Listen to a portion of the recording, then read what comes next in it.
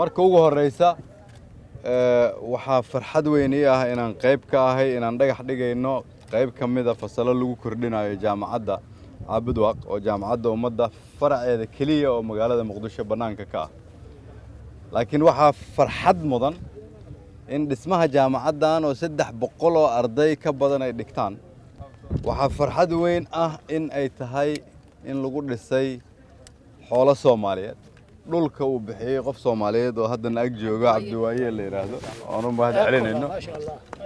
wax badan isagu uu ku bixiyay laakiin shacabka reer Caabudwaaq inay isu yimaadeen ay dhistaan oo arday Soomaaliyeed oo mustaqbalka dalka wax ka dhisi doonta ay ka soo qalin jabin doonaan waa wax lagu farxo oo muujinaysa in dadka Soomaaliyeed ay isku tashtaan halkan waxaa laga dhisi doonaa dhismo cusub aan jeclaan doono haddii Ilaahay yiraahdo markii la dhameystiro aan soo aragno isxilqaan lagu dhisi doono oo dawladda federaalku ay gacan ka geysan doonto in la dhameystiro ma sha Allah laakiin waxaan rabaa shacabka Soomaaliyeed meel walba ay joogaan inaan fariin u diro walaalahay reer Caabudwaaq waxay soo gaarsiiyeen intaas arday Soomaaliyeed ayaa ka faa'iideysanaysa waa dalkeennii waa dadkeennii qof walba Soomaaliyeed oo imaqlaaya oo jecel waxbarashada oo rabo inuu u gargaaro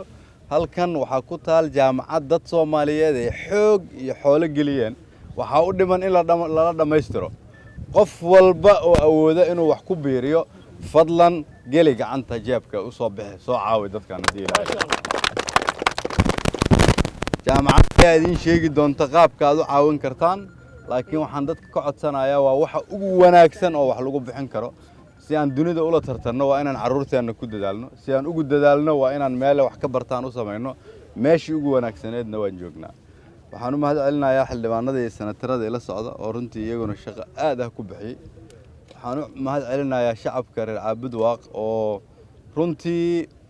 muujiyay isxilqaankii ka socday magaalo madaxda in loo soo raray gobolada